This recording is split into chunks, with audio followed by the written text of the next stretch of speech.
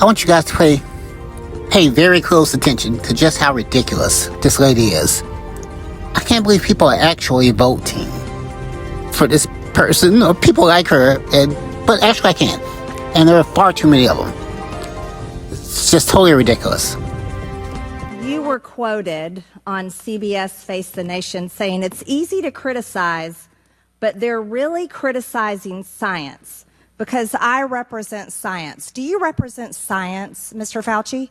I am a scientist who uses the scientific method to gain information. Yes, you said you represent science. Do you represent science, Mr. Fauci? Yes or no? Yes or no? No, that's not a yes or no answer. Yes, it's a yes or no. I don't think it is. Okay, well, we'll take that as a you don't know what you represent. But this, as director of the NIH, you did sign off on these so-called scientific experiments. And as a dog lover, I want to tell you this is disgusting and evil, what you signed off on, and these experiments that happened to beagles paid for by the American taxpayer. And I want you to know Americans don't pay their taxes for animals to be tortured like this. So the type of science that you are representing, Mr. Fauci, is abhorrent, and it needs to stop. Mr. Fauci, you also represent the type of science where you confess that you made up the COVID rules, including 6 feet social distancing and masking of children. I never said I made anything up. You admitted that you made it up. You made it up as you went. I didn't say I made it up. So are you saying this is fake news, Mr. Fauci? I didn't say I made anything up. What did you say? I said that it is not based in science and it just appeared. But this is science. What does dogs have to do with anything that we're talking about today? These are scientific experiments. This is what you signed off on. But you also told the American people they had to distance by 6 feet. They had to wear masks. But let's also talk a little bit further about the type of science that you represent.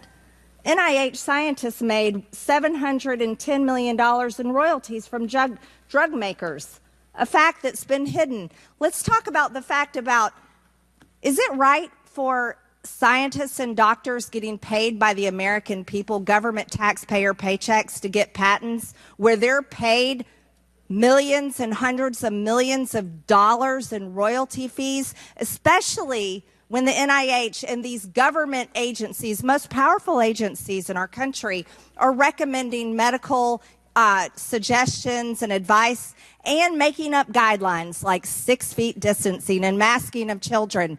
Do you think that's appropriate? Do the American people deserve to be abused like that, Mr. Fauci? Because you're not doctor. You're Mr. Fauci in my few minutes. No, I don't need your answer. I want to talk about this right here. Mr. Chairman, Fauci, objection. I reclaim my time. I reclaim my time, Mr. Raskin. Gentlelady will suspend. Mr. Chairman, of order. Just in terms of the rules of decorum, are we allowed to deny that a doctor is a doctor just because we don't want him to be a doctor? Yes, because in my time, that man does not deserve to have a license. As a matter of fact, it should be revoked, and he belongs in prison. Gentlelady will suspend. The gentlelady should recognize the doctor as a doctor. Thank you. Mr. Chairman, is this what we have become? Is this what we have devolved into?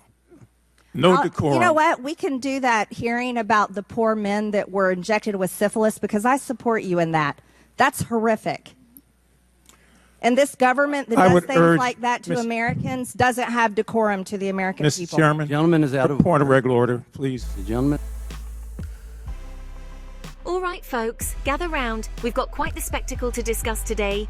Let's talk about the human equivalent of a Twitter meltdown in a pantsuit, Marjorie Taylor Greene. Yes, you heard that right. You know her. You love to cringe at her. She's the US representative who's always got a conspiracy theory hotter than a McDonald's apple pie fresh out the fryer.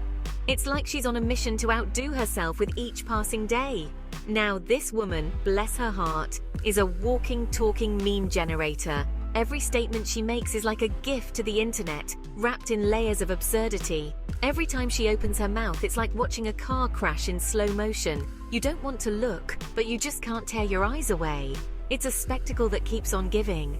And just when you thought she couldn't outdo herself, she goes and pulls a stunt so monumentally awkward, so unbelievably ridiculous, that you just gotta laugh. It's almost like she's in a competition with herself. It's like she's got a subscription to Embarrassing Moments monthly, and she's determined to use every single coupon. Each new episode is more cringeworthy than the last. And yet, we can't help but stay tuned for the next one.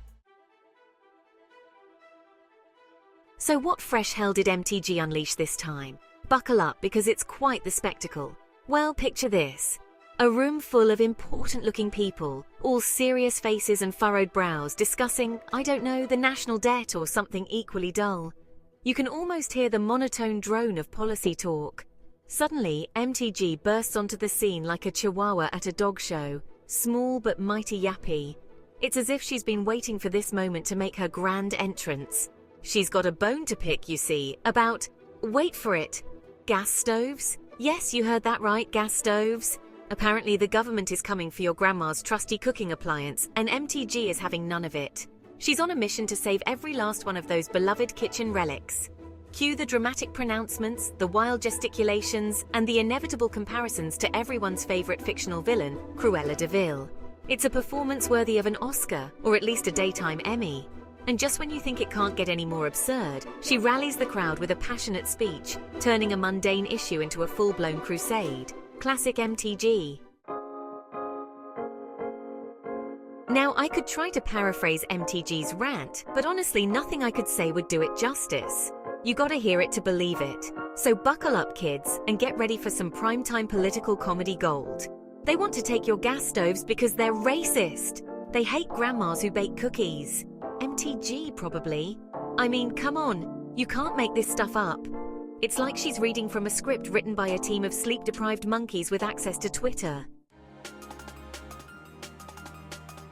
Section 4, Twitterverse explodes, again.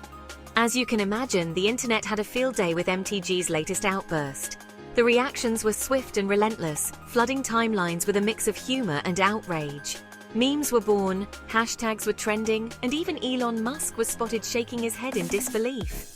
The digital landscape was ablaze with creativity, each meme more hilarious than the last.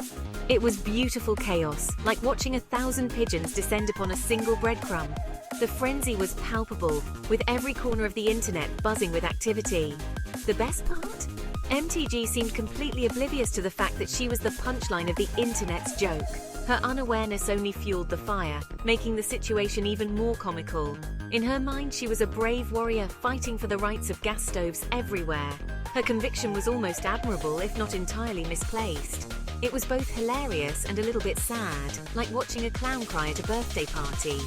The spectacle was a perfect blend of comedy and tragedy, leaving everyone both entertained and bewildered. Section 5, buckle up, Buttercup, it's going to be a bumpy ride. So, what's next for our favorite conspiracy theorizing, stove defending congresswoman? Honestly, your guess is as good as mine.